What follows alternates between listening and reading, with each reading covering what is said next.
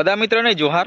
તો મિત્રો દર વર્ષની જેમ આ વર્ષે પણ જે આદિવાસી મહાએકતા સંમેલનનું આયોજન ભારત દેશના અલગ અલગ રાજ્યોમાં યોજાતું હોય છે, ત્યારે આ વર્ષે જે મધ્યપ્રદેશમાં જે ચેનપુર, નેપાનગર, બહેરાનપુર ખાતે આ આયોજન થયું હતું। એમાં જે ઘણા જે નેતાઓ છે આપણને જોવા મળ્યા। વાત કરીએ તો મિત્રો આદિવાસીના મસીહા તરીકે ગુજરાતના જે ઓળખાતા ચેતર વસાવા અને રાજસ્થાનના રાજકુમાર રોત એ પણ ત્યાં જોવા મળ્યા। તો મિત્રો આ બંને નેતાઓ અલગ અલગ પાર્ટીના છે, પરંતુ ક્યાંક ને ક્યાંક સમાજની વાત આવતી હોય, સમાજ માટે જે એકઠા થવાનું હોય તો આ બંને નેતાઓ જે ભેગા મળી જતા હોય છે। જી હા મિત્રો, આ બંને નેતાઓનું કહેવું છે કે ભાઈ આદિવાસી એકતા આપણે રાખવું પડશે। આપણે ભલે અલગ અલગ પાર્ટીના એજન્ડાને લઈ ચાલતા હોય, પરંતુ જ્યાં આદિવાસીને મુશ્કેલી પડતી હોય, આદિવાસીને જ્યાં પ્રશ્નો આવતો હોય, ત્યાં જે આપણે જે પક્ષ પાર્ટી છોડીને આદિવાસી સમાજના જે નેતાઓ તરીકે આપણે પણ આગળ આવીને જે લોકોને સાચી દિશા આપવાનું કામ કરવું પડશે। તો મિત્રો આ બંને નેતાઓ ક્યાંક ને ક્યાંક સાથે જોવા મળ્યા।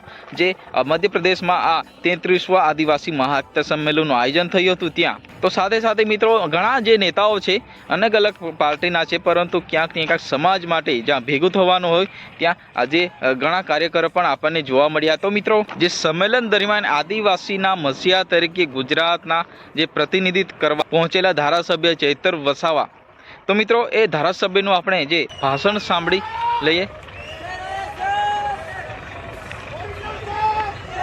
33वां आदिवासी सांस्कृतिक एकता महासम्मेलन में देश के विभिन्न राज्यों से यहाँ उपस्थित हुए सभी पदाधिकारीगण, वडीलगण, माताएं, बहनें, युवान साथी, सबको मेरा जोहार नमन करता हूं। कुल गुलाम जिंदाबाद करता हूं। सबको प्रकृति की जय, सबको भील प्रदेश की जय।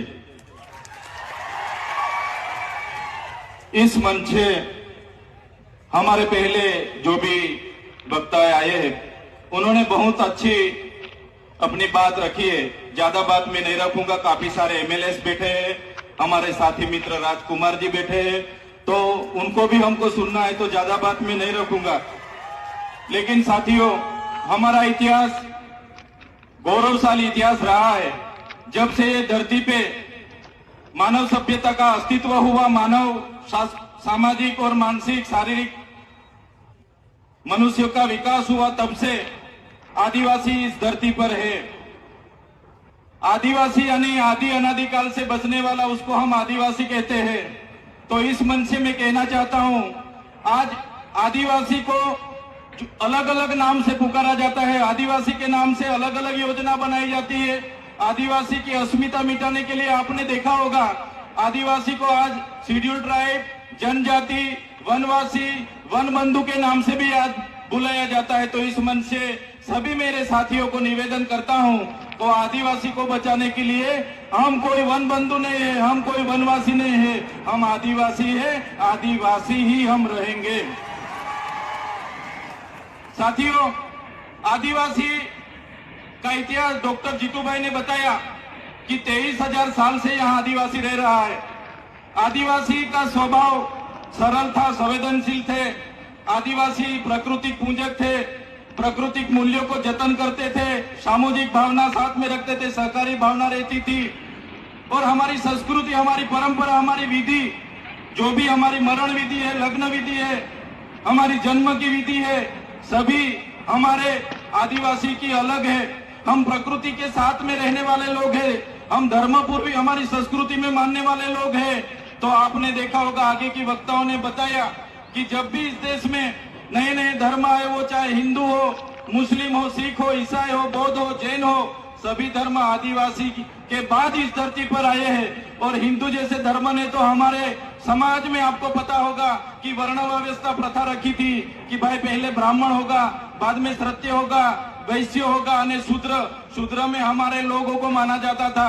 हमारे आदिवासियों को 5,000 सालों से हमारी गिनती शूद्र में होती थी। हमको शिक्षा लेने का अधिकार नहीं था, हमको कहीं भी जाने का अधिकार नहीं था।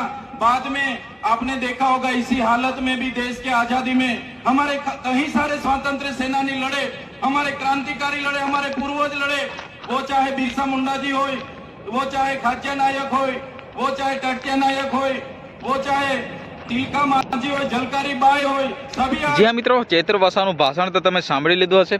તો તમારા આ વિડીયો વિશે શું કહેવું છે? ચૈતર વસાવા શું જે ભીલ પ્રદેશની માંગણી કરી છે, જે ભીલ પ્રદેશ બનાવવા માટેની એમની માંગ છે, એ જે વાતને લઈ તમારે શું કહેવું છે, જે કોમેન્ટ બોક્સમાં જરૂર તમારે જણાવવાનું છે. તો મિત્રો આજના વિડીયોમાં બસ આટલું જ. ફરી મળીએ તરત બીજા વિડીયો સાથે. ત્યાં સુધી જય હિન્દ, વંદે માતરમ, જય જોહાર, જય આદિ.